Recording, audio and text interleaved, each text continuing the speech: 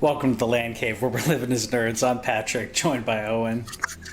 Hi. Threw you off there for a second. That was like the Slight funniest little like fade in ever. Slight little pause, threw everything off. Sorry. Welcome to the LANCave. We're talking about video games, nerd stuff, all kinds of really great stuff. E3's not happening, but EA's giving us goodies. Guerrilla's giving us goodies. I feel like it's almost like a mini E3 going on right now.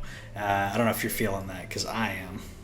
I think it's going like I think it's even a little bit different from E3. I mean, it's obviously different from E3. The thing is, though, I don't know about you. I'm a little exhausted to be honest, because we got stuff last week. You know, we had PS5 last week, and then we had the Guerrilla indie game stuff, which was cool. I didn't really get to dig into it too much. I didn't really see anything that stood out. Then there was the PC gaming show. Yeah. Then there was Pokemon Presents. There was EA Play. There was so much stuff. Yeah, it's a lot of stuff. Yeah, it's like E3, but it just keeps going. In E3, it's like this tight, contained, like, you know, people say week, but let's be honest, it's like 4 days of like stuff, and there's leaks before it, and then we talk about it afterwards, and now it's just like stretched out over months.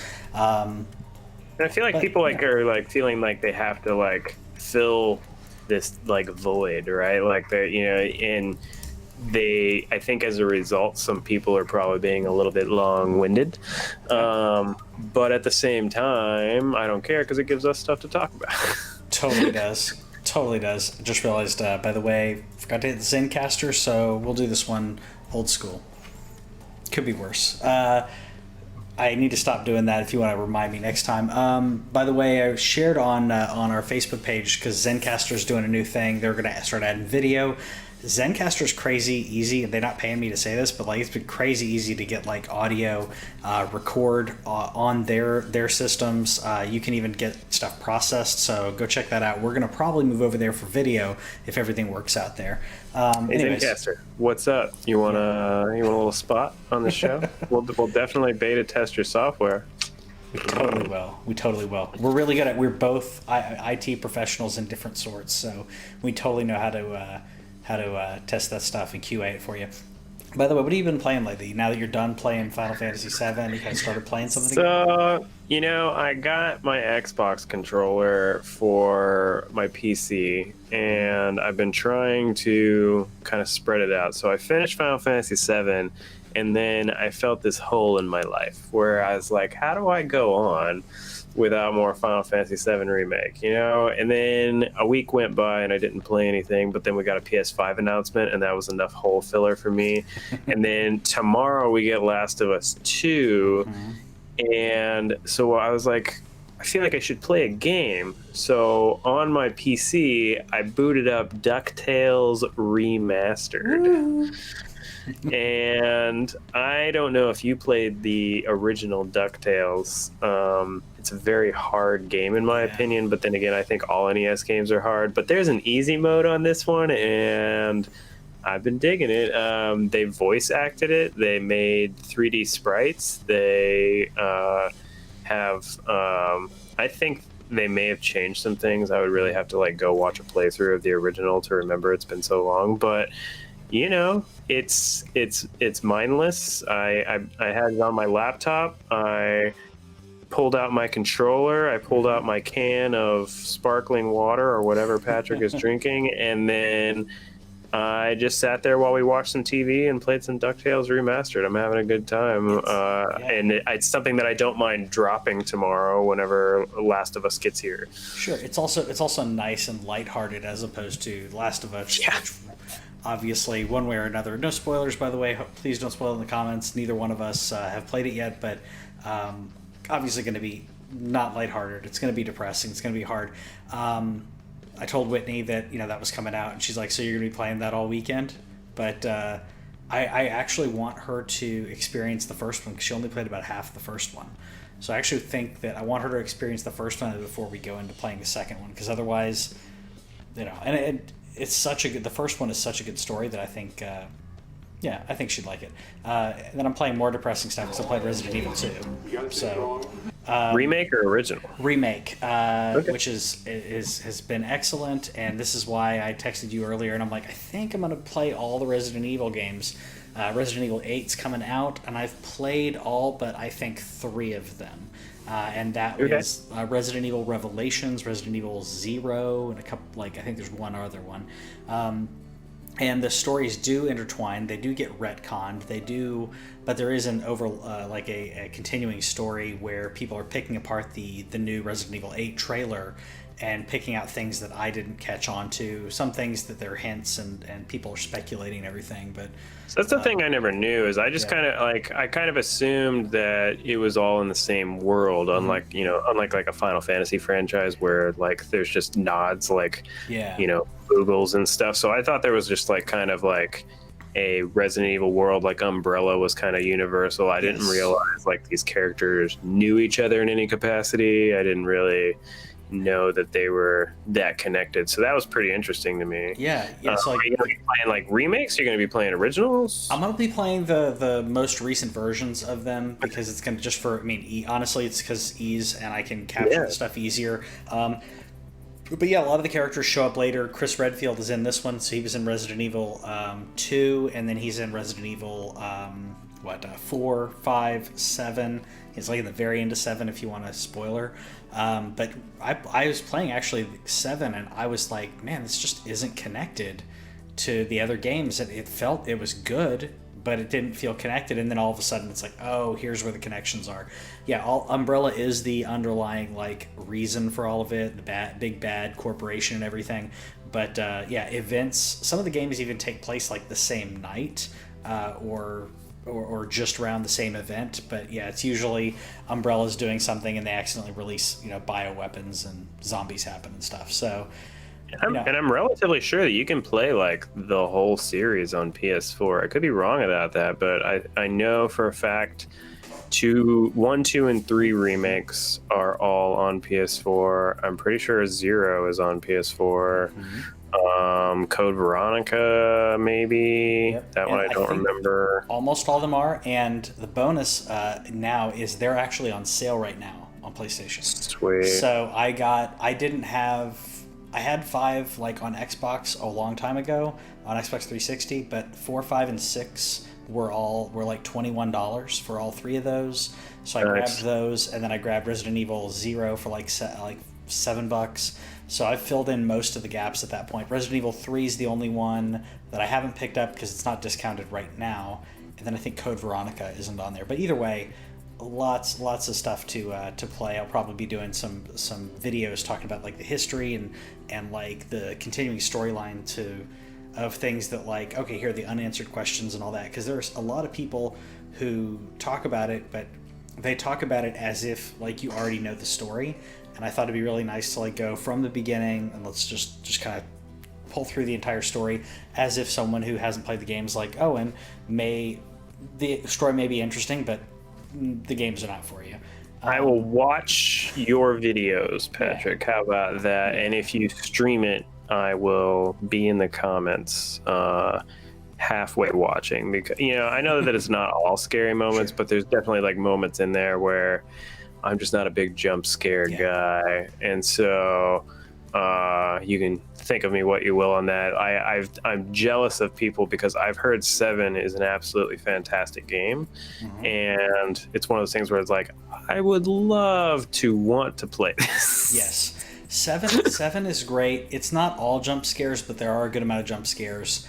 But a lot of the games they do have. A lot of the games, to me, my favorite parts are the overall story, the creepiness, the puzzles, and that's the thing like people don't talk about as much if you're listening to like if you're not a Resident Evil fan.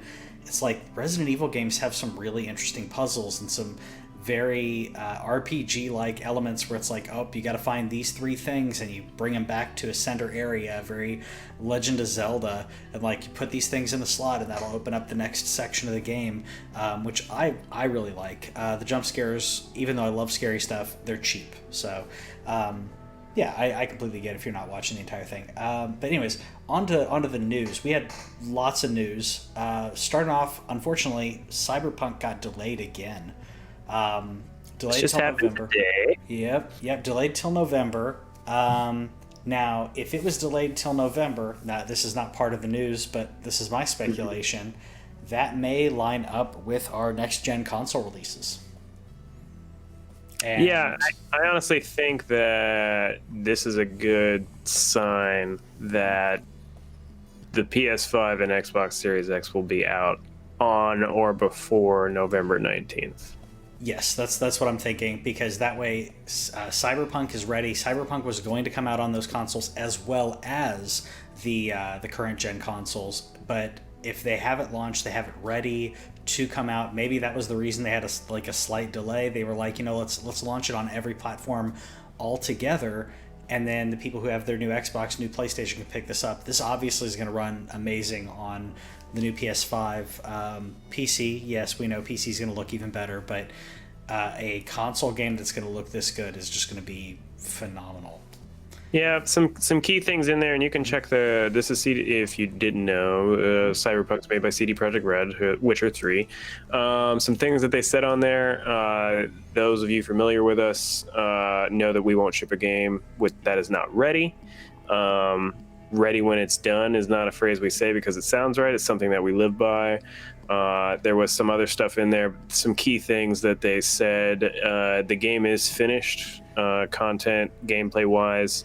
All that has all the quests, all the cutscenes and skills and items. But what their thing is that they need to go through is that it sounds like a lot of polish is what needs to happen now. Is that they want to go through everything. They want to check the game mechanics. They have a world that is supposed to be very alive and vibrant. So they want that all to be perfect. And they mention in there they want to bring a game that's with you for years to come. Mm-hmm. That's a bold statement whenever you say years. I mean, I know Witcher 3 had a lot of staying power and had one of the best DLCs of all time in terms of content.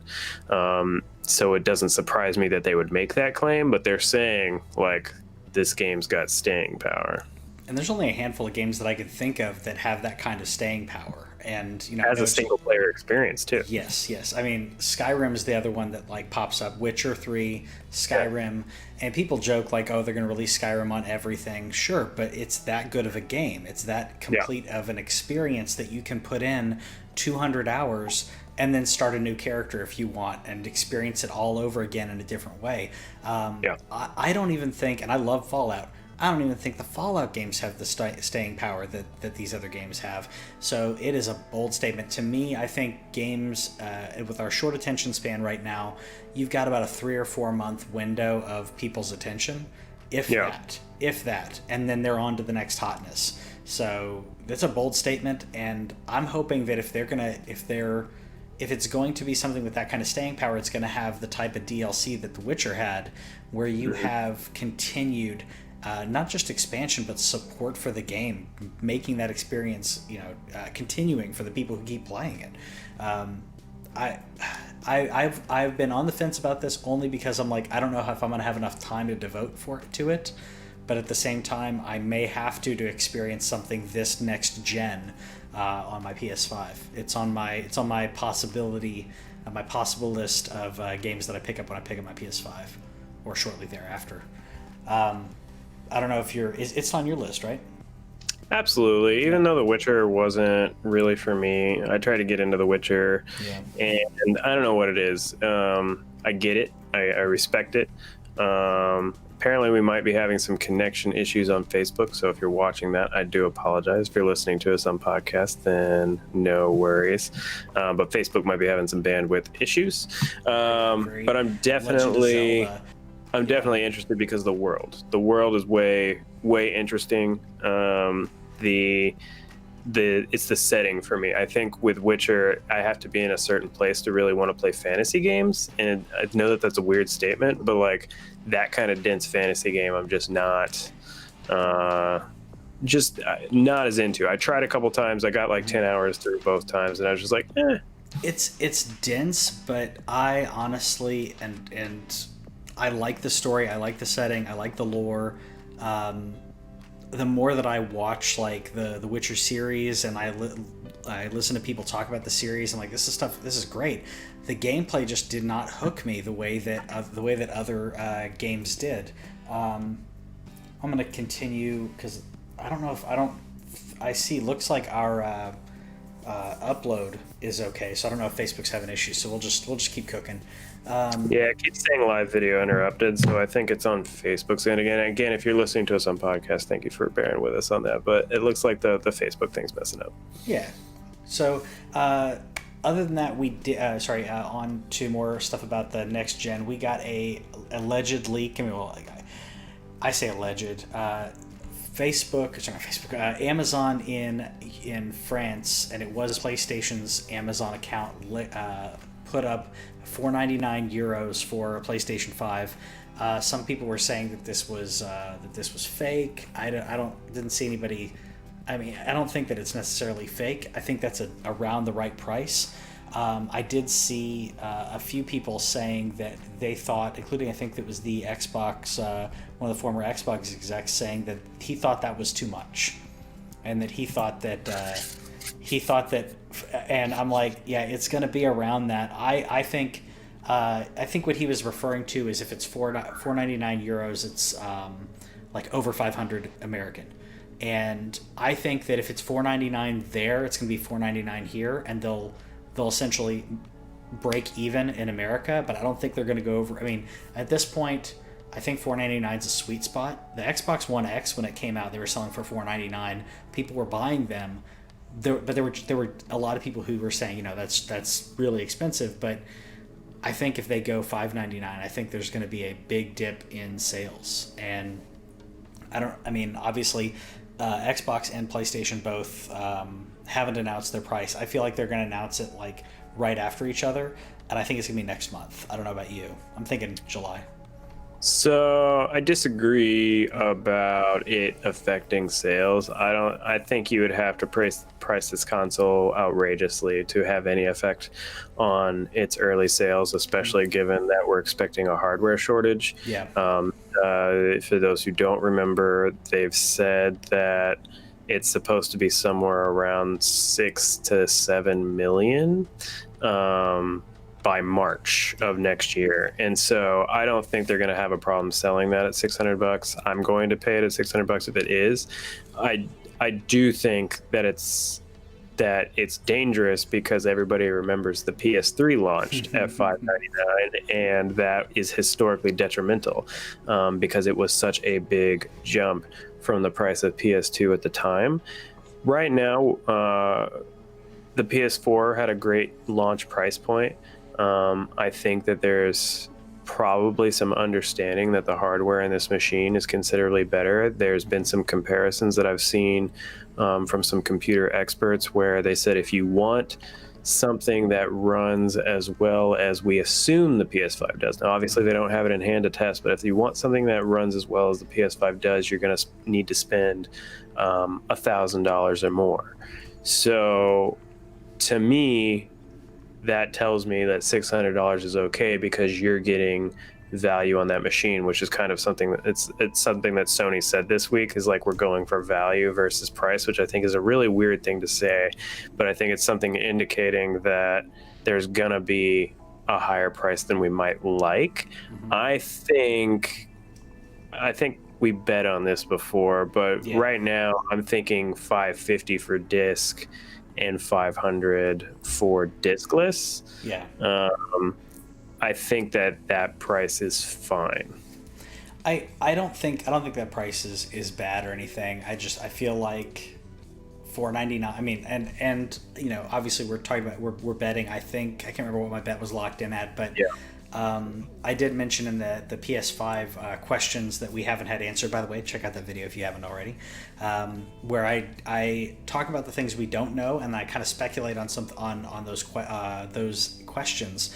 And one of them that I had kind of on the show during the video was, do they price it like with a $50 or $100 difference, or do they say diskless gets a larger hard drive? Because if the one that doesn't have a disc gets a larger hard drive and they just sell it for the same price, there's a ton of people who'd be buying the one that doesn't have a disc drive. I mean, obviously, I think a lot of people are going to buy it anyways, but but it'd be an interesting take. I don't know if it's going to happen, but it'd be an interesting marketing decision there. 2 SKUs, same price. I'll say that I did get a pre-order locked in.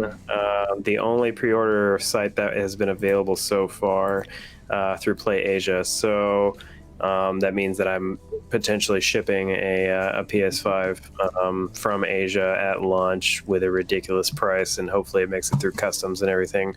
My plan right now is to try and pre-order in the States and cancel that Play Asia pre-order. Yeah. But I couldn't help myself. And they have that initial price set at $700. It has not charged me yet, by the way, for anybody who might be scared, but it is in there for $700 right now, and I'm hoping that goes down to $600 and leaves me some room to buy some games. I have $1,000 earmarked for PS5 that I have had saved up for 2 years now. So whatever fits in that $1,000 thing, that's where I'm gonna go. Bro, that's like a shopping spree. I'm kind of in the similar boat where I didn't have it earmarked at 1,000, but I'm gonna buy the system. I may buy that headset because that headset looks great, and being able to play. Did I tell you? No, wait, what? It has a dongle. It has a dongle. Okay, hold on. It has a dongle to get to the PS5, but does that mean that it can pair to other things? I doubt it. They haven't said, but they showed a picture of the dongle. And it's a USB, not a USB-C dongle either, just a regular USB dongle. So that depressed me. Depressed me too. Now that I'm like hearing it right live, we still haven't seen the back of the console, by the way, which is the other thing I brought up in the video. Because the back, I don't know. We know we have a USB-C and a USB-A. I believe that's 3.0. That's on the top. It does have the quick charge symbol, by the way, on top of it, which is pretty cool. And it can lay on its side, which I love. That Play has no limits, which I thought was hilarious because, kid you not, I was talking to Whitney about it, and I showed her some videos, and she's on board. She's like, yeah, we're gonna get it. Like, it looks great. And we talked about disc. Should we get the one with the disc? Should we discless? So we're kind of weighing those options, and maybe like weighing the options of get the one with the disc, and we don't play the Xbox, so put the Xbox in the office. But one of the things she said in like passing was, she was like, I just wish it could lay on its side. And I'm like, it can, so she was happy about that. I put that in that news specifically just for you, Whitney. I was just kidding. I think it was inevitable. I don't think that there was a way that it was going to, but they officially did show it on its side. Weirdly enough, though, show that image again. Yeah. Where do you see where the disc is? On the like bottom. That's so strange to me, man. Yeah. But it looks like if you look at the little base thing, it looks like there's some kind of base to maybe lean it on. You see that little black circle under there? So this is live, so it may not be pretty as I do this, but. Yeah, so it looks to like me that there's some kind of base, and I'm wondering if it's the same base that you would put it on standing up, but it has some kind of notch on the side to lay that way, because they also said, and I didn't put this on the docket, but we'll just include it right now, they said that the size of this is due to the amount of cooling that they put in there. So everybody's been talking about what a big boy this is. It's a big boy because they put a lot of cooling in there to because there's a lot of power going on, I'm guessing, that drive and stuff. So hopefully it doesn't sound like a jet engine. Looking at you, PS4 rig. But whatever. It can stand outside. Don't care. I'm good. Yeah, I mean, if it can stand outside, cools itself. I mean, to me, it's like, okay, if it lays on its side like that, as long as it can still keep cooling, I'm fine with it. I actually measured my entertainment center to make sure, like, if I want, I can like fit it into like the center. Because right now my consoles are on the top. Because we were literally looking at getting a new entertainment center, and like, it's really hard to find ones where they're like, here's the electronics cabinet, and this is the size, because they're like marketing to like people who are thinking about the size of the entire unit. So I had to find other ways to figure out, and we found like 2 or 3, and they weren't even long enough to fit my receiver, which is around the same width, I believe, height, whatever you want to, however you look at it, of the PS5. So I don't know. I'm still gonna have to figure that out. I want more details on the exact specifications of size, and I want to see the back of that console. That's what I'm waiting for. Yeah, I'm ready. Yeah, Let's go. I'm ready for some Star Wars Squadrons too. This Yeah! one, we talked about this. Is this the new one? This is the new one about. Actually, no. Let's go ahead and play the new one. This is the one that played this past Monday after the leak. They forced our hand. This is the EA, the new one. I got the whole thing ready, queued up. Game in development. Which now watching this, I understand why they didn't just play a bunch of gameplay. Because when you see the cockpit, it makes perfect sense to me.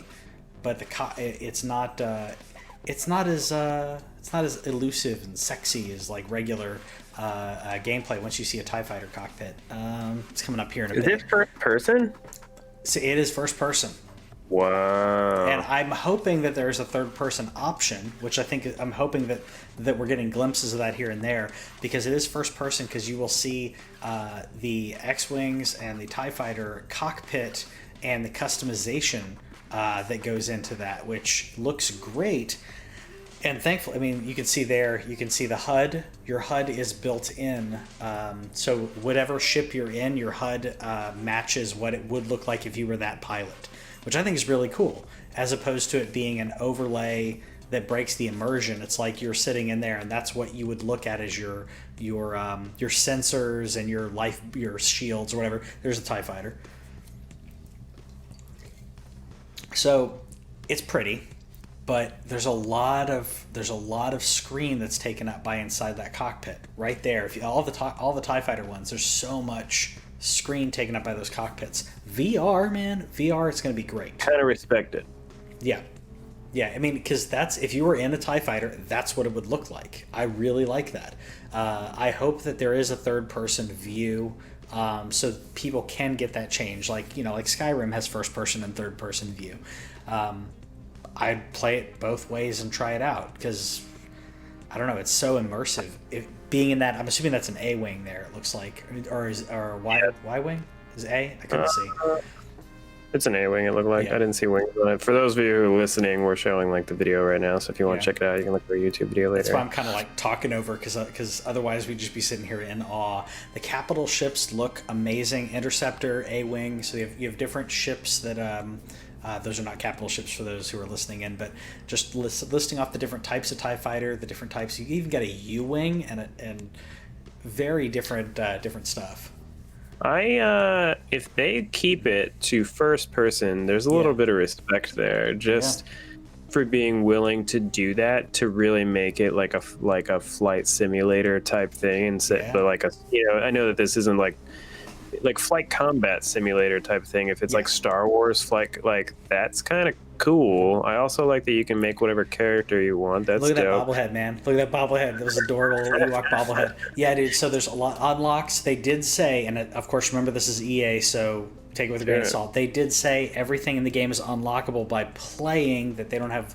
So I'm hoping that there aren't microtransactions that cause stupidity. I just want to, if I hit specific goals, if I do my dailies, then give me those unlocks.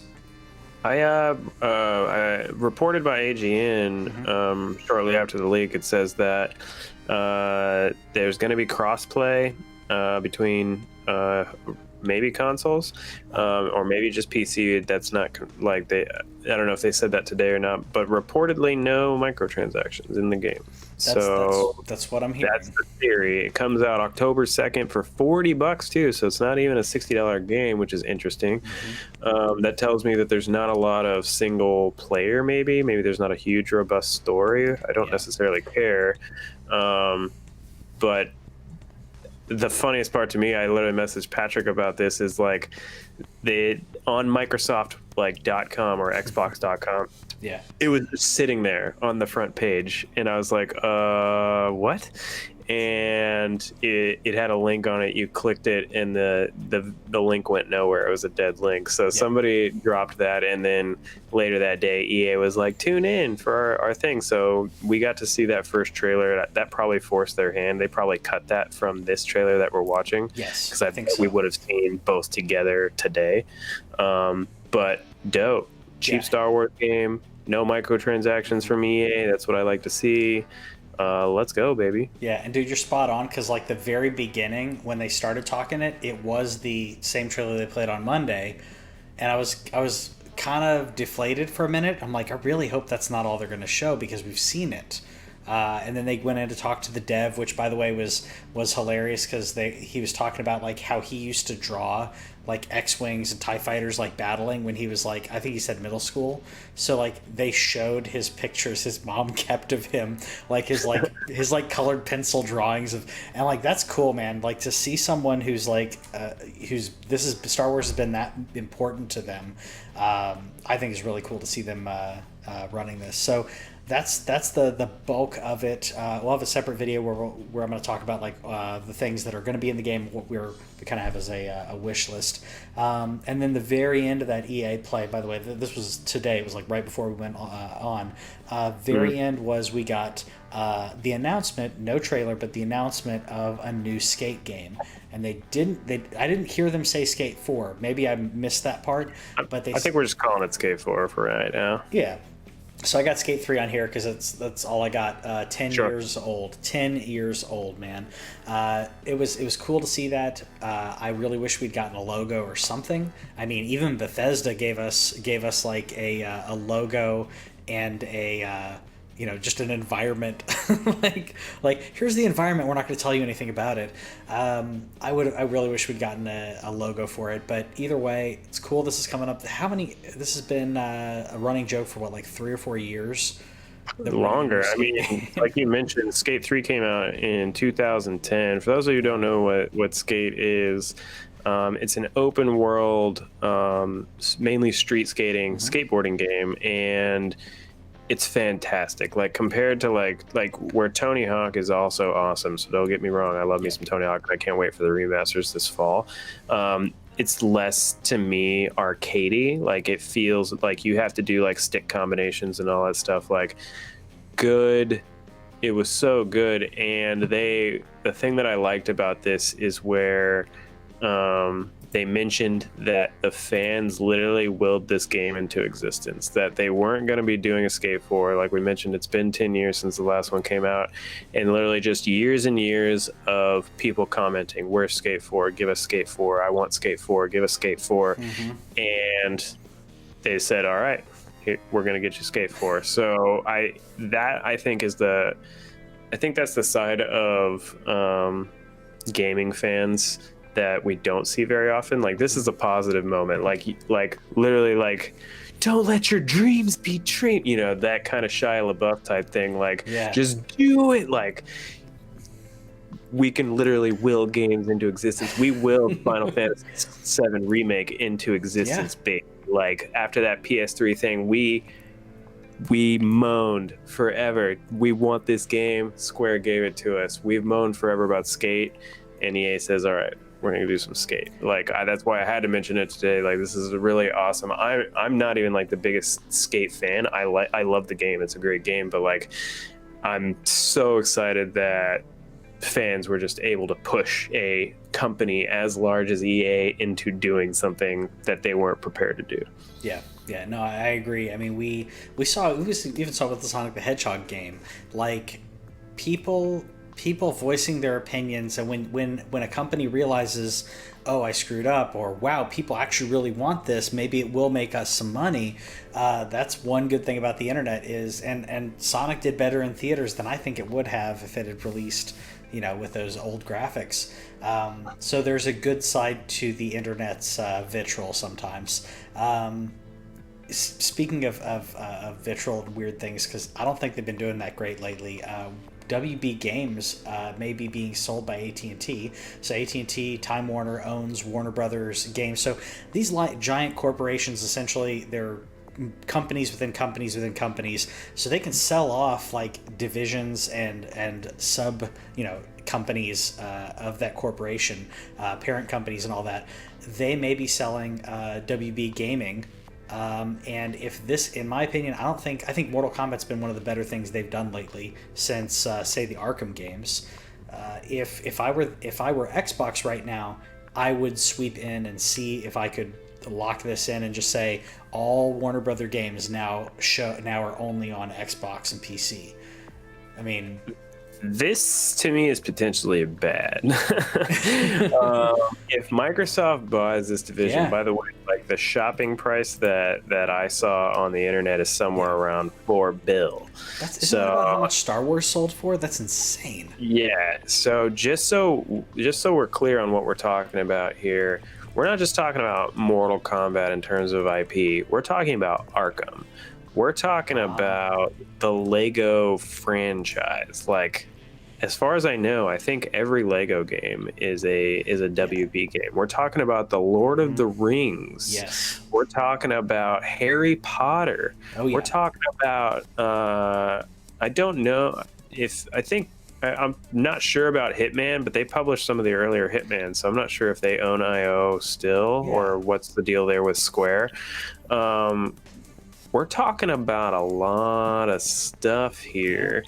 And I don't want Microsoft to have that selfishly. Don't get me wrong. I don't either, okay? I do not want it to happen either. But I'm just saying, from a business standpoint, this comes in. There's so many IPs there, as you were just listing off, so many IPs that Xbox would say, wow, this would save us. So, like, this is a huge investment. But then we have all this stuff baked in, ready to go for new games right off the bat. And then, obviously other games they're going to come out with. We're not going to get a new Series X exclusive, but there are Xbox exclusives that are still coming out. And to line that up and just have all of that on Xbox, that would be devastating. That would be crazy devastating. All these multi-platform games would only be on Xbox. By the way, this would not retroactive... And PC, sorry. This would not retroactive games that have already come out. It would have to be games that come out subsequently. So, say if they did a remaster of Arkham again on the PS5, if Xbox owns it, then that remaster may only come out on Xbox Series X. So, I'm not saying I want it. I'm just saying, wow. But the thing is that what sucks is that your alternatives are the likes of EA. No. Ubi, I would be okay. I think other than Sony, again, selfishly so, I think Ubisoft is the only one where I would be like, okay, you can have it. I don't like, so far, at least in recent past, the only studio that EA hasn't run into the ground yet is Respawn. Like they've done their best to kill BioWare. The whole team of BioWare is gone. There's its sports franchises. Like, I don't like to hate on EA. I know that's just like it's a running joke, but I don't want EA to have it. I don't want Microsoft to have it. And I really don't even want Sony to have it. Like, I would be okay with Sony having it because that's where I'm probably going to be doing most of my gaming anyway. But there's certain games that shouldn't be locked. Like, you shouldn't lock Mortal Kombat that's historic, man. Like, you're talking about like all the way back to Sega and Super NES. Like, that would just not be cool. So, whatever is going to happen is going to happen. Somebody's got to be able to fork out billions of dollars for all this IP. Watch it. I jokingly thought in my head, I was like, wait for the price tag to get low enough and THQ Nordic will just buy it. It's never.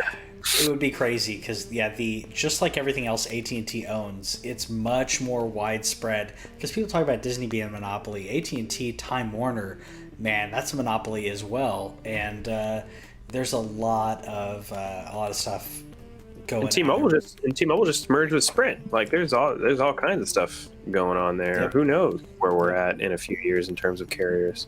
But this isn't a carrier show. You don't come here for that. No, I was gonna say we can talk about it. I was gonna say real quick. Did you hear that Disney's smoozing the NBA and everybody for? Because I know that we don't normally talk sports on here, but Disney's smoozing the NBA and a few others to finish off the season out down in Disney World. I don't know if you heard about that. I heard it was Florida. I didn't hear it was Disney World specifically. Yeah, so Disney World has the ESPN like center. So not only do they have like facilities to play it, they have tons of hotels all around it for like all the players, for all of their families. I guess all the resorts and stuff, right? Yes, all the resorts. Yeah. They have tons of resorts that are there. They have like 2 or 3 hotels that are like right there, and then they have bus systems that are already like ready to go, like to bus everyone around. Well, the rumor is and this is where it ties into nerd stuff like us. The rumor is that Disney's trying to sweeten the deal and say, well, that's going to be and obviously I don't know this, but is it July 30th to like August 30th or something is when the playoffs are supposed to be. The rumor is the NBA playoffs? Yeah, the NBA playoffs. Yeah. I mean, they're in that. Rumor is that Disney's trying to sweeten the pot and say everyone who's there, who's part of the NBA or who are guests of the players, get to watch Disney movies, including movies that haven't come out, which includes Black Widow. I don't know if Eternals, they're going to see Eternals, but essentially you get to see Disney movies and Disney movies that haven't even come out, or other movies they're going to distribute. So not just Disney, but other movies they're distributing. They're going to air. They're going to like have them being played in theaters around there that only the NBA players can go to and their family, which would be kind of cool. Yeah, whatever word. I think that I think the most interesting thing about that is the bubble aspect that they're trying to do, which. Again, this isn't a sports show, but they're literally today. Fauci said that the NFL, unless they can do what the NBA is doing with the bubble, that the NFL shouldn't happen this year. That's a big deal, by the way. So again, this isn't a sports thing, but I'm super bummed. I'm already not getting baseball right now, and I'm super bummed about that. If I don't get football, y'all, dude, I mean, they're losing hundreds of millions of dollars already, and I hope that does not happen. I really hope that doesn't happen. I want everybody to stay safe, by the way. Texas is a hot spot right as of like yesterday.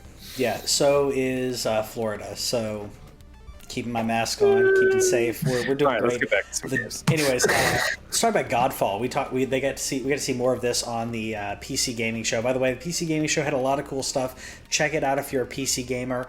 I don't play that much on PC as much as I do on consoles. However, there was some cool stuff there. Godfall and things like Godfall are coming to PS5. Yeah, coming to PS5. So, but Godfall and getting to see more of the world and the elements of like earth, water, air, and fire. I like that because this is fantasy. It's not sci-fi. So it's like, all right, but how am I buffing my weapons? What kind of elements do I need to make sure that my gear is like, spec'd out for? Because this is going to be a very, in my opinion, I think this is going to be very similar to Destiny in regards to world events, in regards to raids, which means if you go into something, not only do you have to have good equipment, high quality equipment, but if you go into a certain area, you may be, hit with more fire or more water than another area, and your weapons may do more fire and water.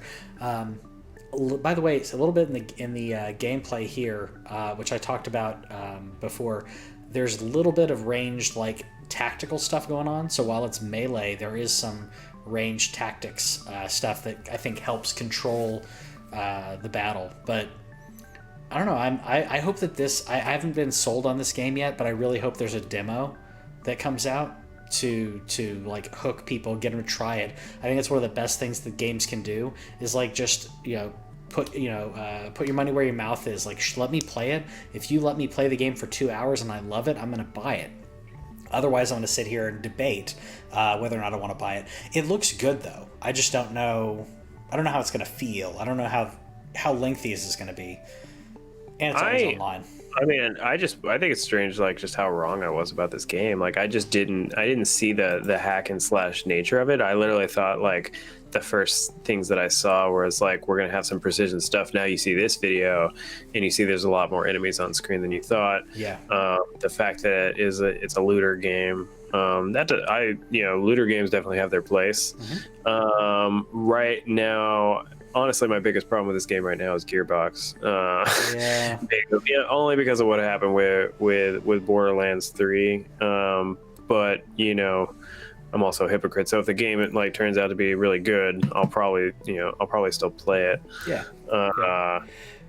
Anything else? Torchlight 3 early access right now. Torchlight, I really like. I mean, I'm a sucker for some isometric fun stuff like that. Sure. So getting some early access on that. Steam early access, obviously that means the game may come out within the next 5 years. I mean, some of those games stay on there for years, so hopefully it doesn't take too long. And then last up, Twin Mirror, which I swear as soon as they started this, I thought it was another Alan Wake game. And I mean, it's a psychological thriller, Bandai Namco. I thought it was another game, like a sequel to Alan Wake. Either way, I'm all in. I like the look. I like like I said, thriller, not necessarily like jump scares. I want mystery. I want to be creeped out and scared, but you don't have to jump scare me for that, right? Give me a weird environment. Sure. Give me a mystery. Give me some stuff that messes with my mind. So excited about that. Not obviously not your thing. Yeah, not really. I was going to, like I mentioned, where I was just kind of like tired. So there was also another event that happened this last week called the Guerrilla Collective, and there was 3 days of it, and there's just a lot. And so I'm sorry. I'm going to try and go through it and at least pick out some things to share over on the Facebook page, facebook.com/TheLanCave.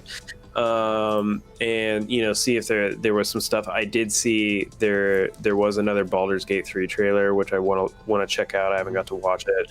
There's also 30XX for those of you who played 20XX, where it's a Mega Man like game and a Mega Man X like game. So I want to check that out.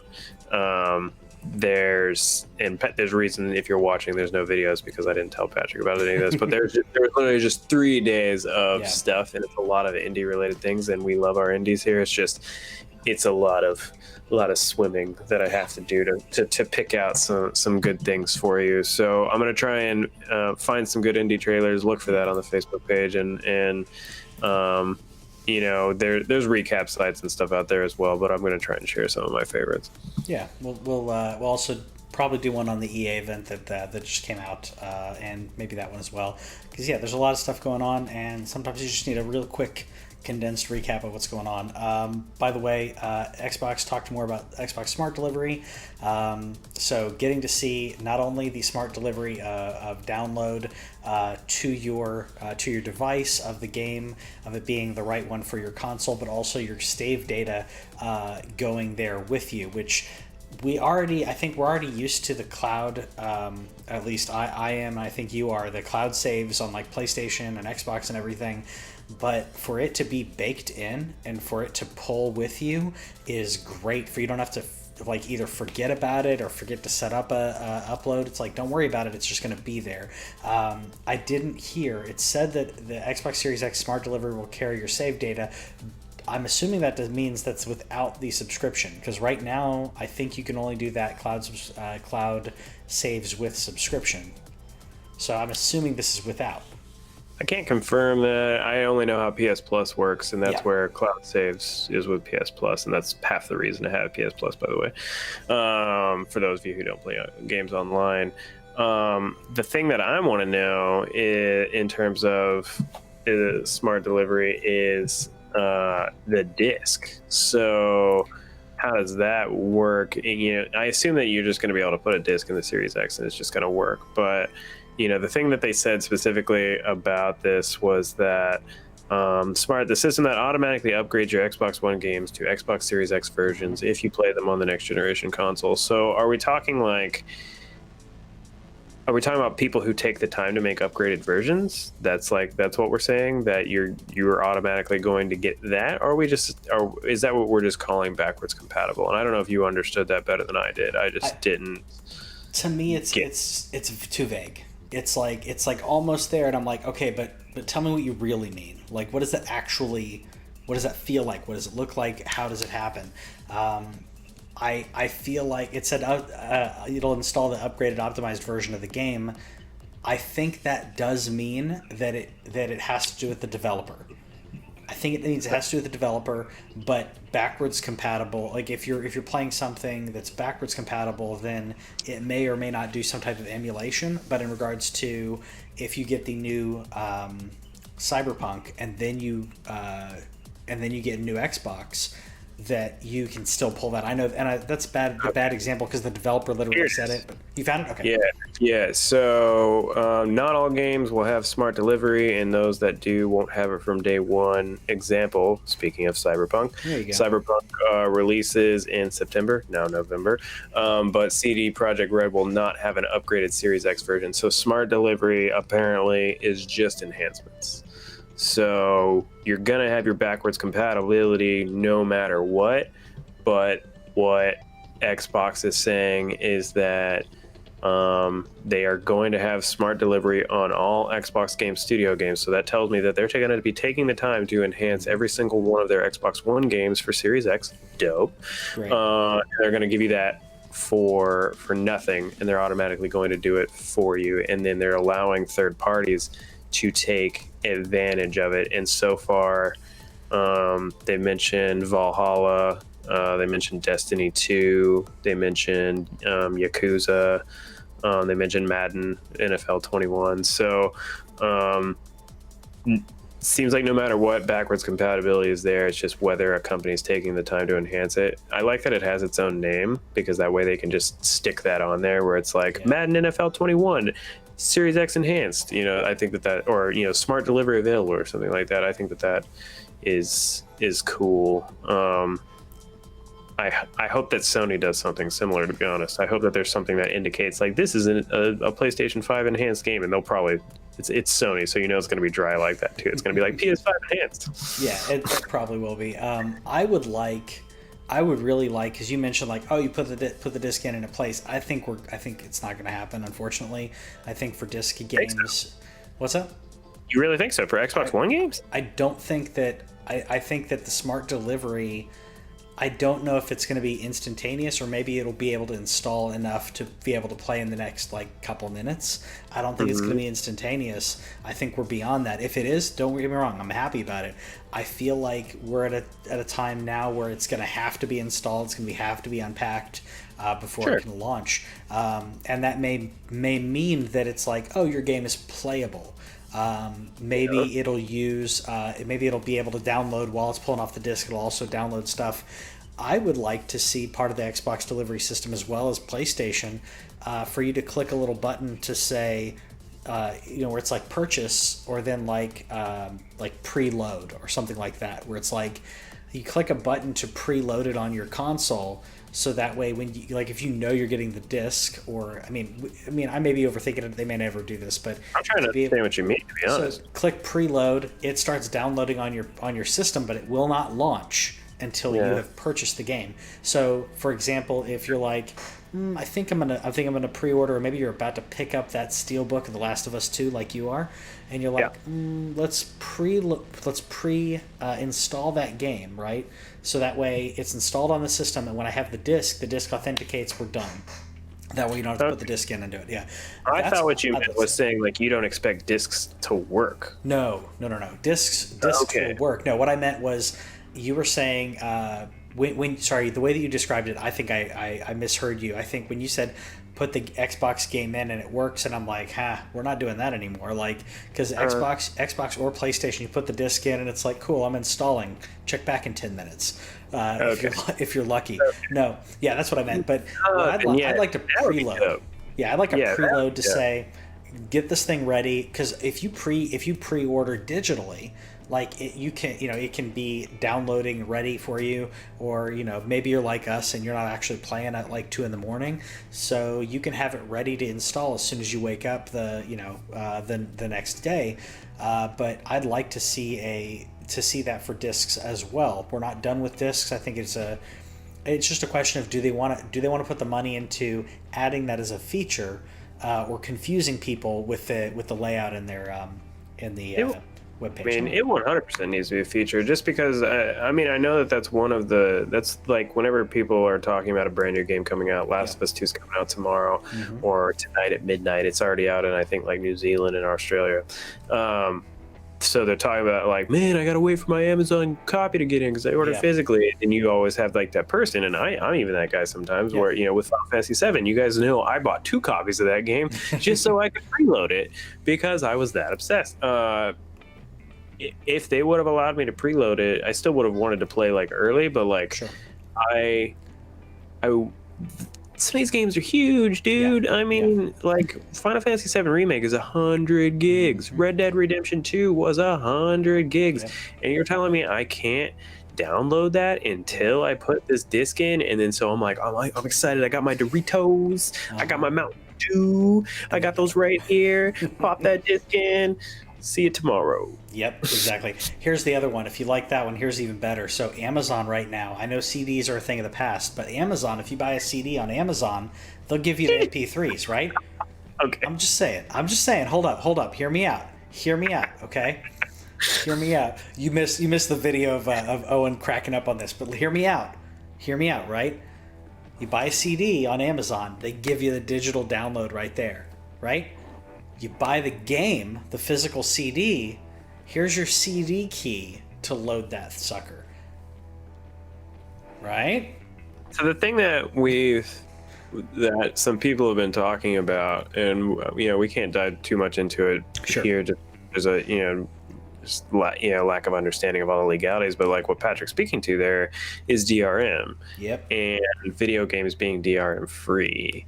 And that would be awesome. That's literally the nail in the coffin of all resellability, by the way. You can't resell games if they're DRM free. Like that would just be like, you can, I guess, but you would just have people going to Redbox and taking the game and you get your copy. But you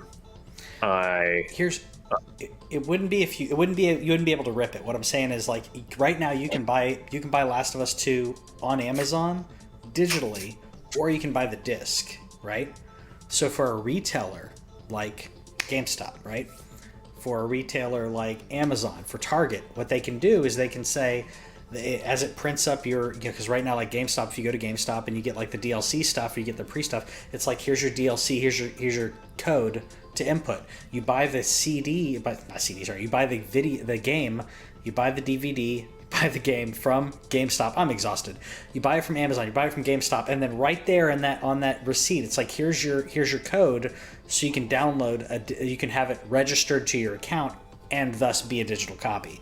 So it would lock it to your account. But then the problem is, like you said, you would have someone who would then flip back and be like, I want to sell the game. You wouldn't be able to do it off Redbox, but you'd have people buy it on GameStop and then try to sell it back to GameStop and get $30. But I mean, that would kill the sale, because if you have a key, like, then what does the disc even do?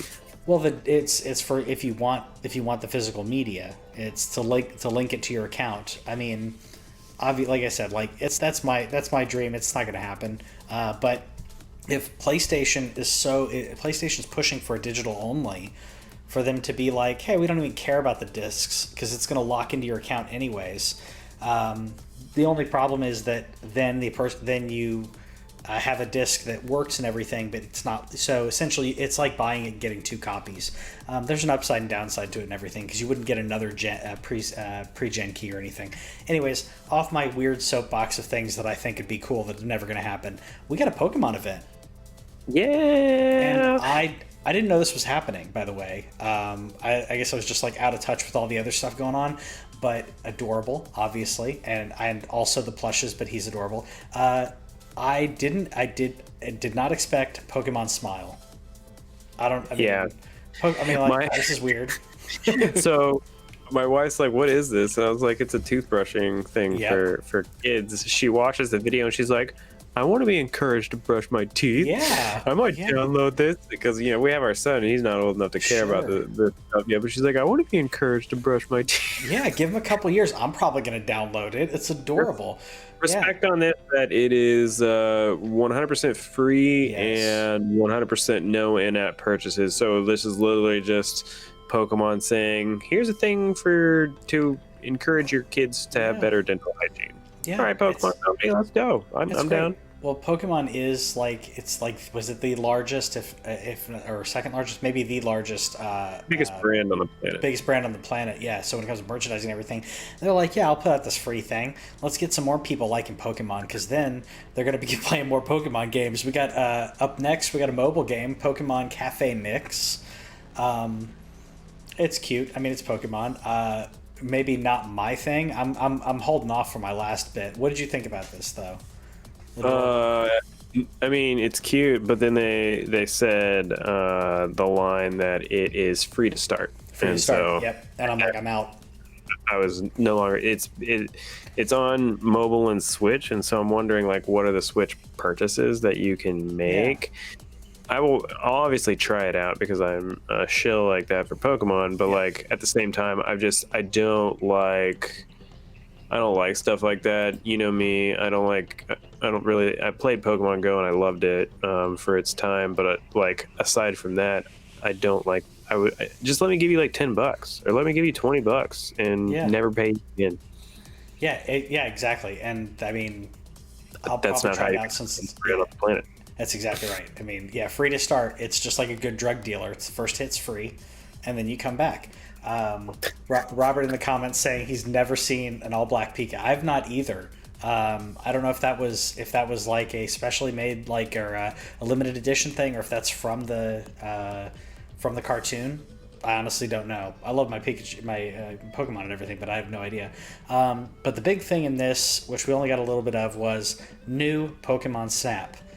New Pokemon Snap, which by the way, that's the name. It's not Pokemon Snap 2. It's Pokemon Snap. New Pokemon Snap. And I will say this looks better. This looks better than the recent Pokemon games. It looks awesome. It looks so good. It looks so good. I'm gonna totally. Did you see the Pidgeot? No, I didn't. And how it snaps up. Look at that. It just that's so fish, man. Pokemon Circle of Life just happened right there. That was a big confirmation. So a little brutal also for a kids game, but I think this is another case. They didn't outright say this because it's Nintendo. They'll act like they've been doing it the whole time, but like just like Skate 4, just like everything else, I think that we willed this into existence, y'all. I think that we begged, we pleaded, we even said just port the original. That's just give us some Pokemon Snap. We want it so much, and Nintendo's finally like, okay, here you go. Yeah. Well, a Pokemon Snap, I mean, I still have conversations. Every conversation that I've ever listened to, seen on the internet, or been a part of, right? And people are like, what's your favorite Pokemon game, right? And people are like, old school like me. It's like Pokemon Red, man, Yellow was cool, like whatever. And then you got the people who are like, no, Stars, whatever. And then there's always someone who's like, no, Pokemon Snap. It's still in 64, but it does not matter. It's that good, and I think you're exactly right. We willed this into existence because Nintendo and other companies are looking at the internet and saying, what do people really like, though, like out of this franchise? What do people want to see the next iteration of?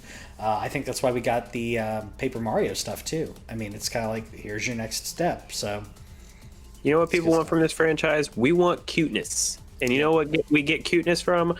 Pokemon Snap. Yep. I want to throw my little apple. I want to say, hey Pikachu, here's an apple.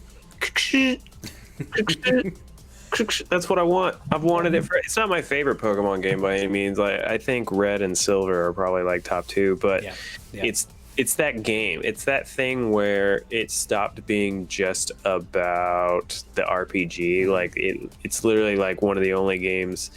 Not literally. There's tons of Pokemon games out there, y'all. But like, it's one of those games that, whenever it came to the 64 and you're seeing these 3D Pokemon, that was awesome. And you're not having to battle them like you do in Pokemon Stadium. It's like, you just sit there and just watch them walk by and take pictures. Like, it's it's a hard to explain thing if you've never played Snap, but it's so cute, it's so fun. I can't wait. It's one of those things where by the time it comes out, I'm pretty sure my son will be there. I'm thinking it comes out next year, so he's going to be toddling around.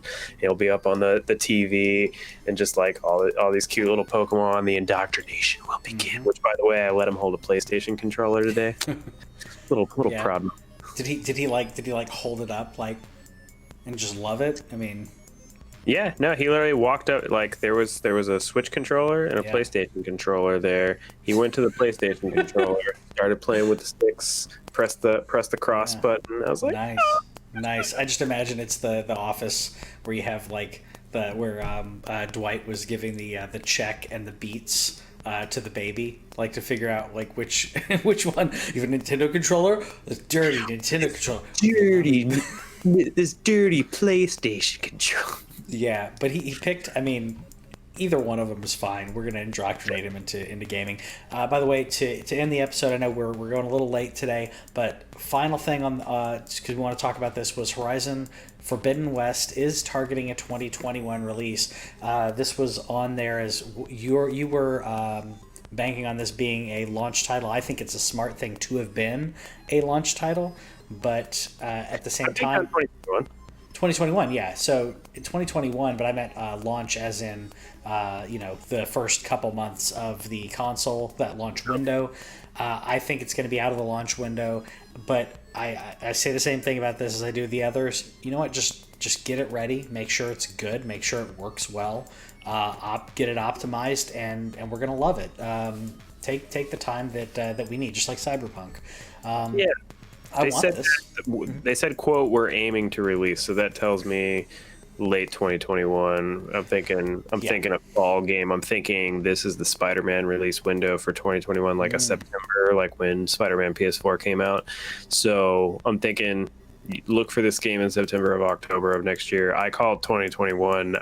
Whenever we were placing our bets, I said they were going to say it was 2021, but they didn't actually say it until later. So I got half on that bet. But they said that it's denser, which for me is kind of is already a pretty dense game, to be honest with you. But if they're making it denser, cool. But they said you're going to be able to explore underwater, just like you see in the trailer. There are dozens of new machines and tribes to discover, and it's going to be in Utah and, of course, the West Coast, as you can see in the image where you see the Golden Gate Bridge. So, dope. Let's go. You come out when you're ready, Gorilla. I don't care. Mm-hmm. Plus, now you got time to replay the original. If you haven't played it already or want to play it again, you got time to do that. Anyways, that's it for the news this week. Let us know what you thought about that. Let us know if we missed anything that you want us to talk about, or that you're like, dude, how'd you miss that? Let us know in the comments, and we'll see you next time. Okay, bye.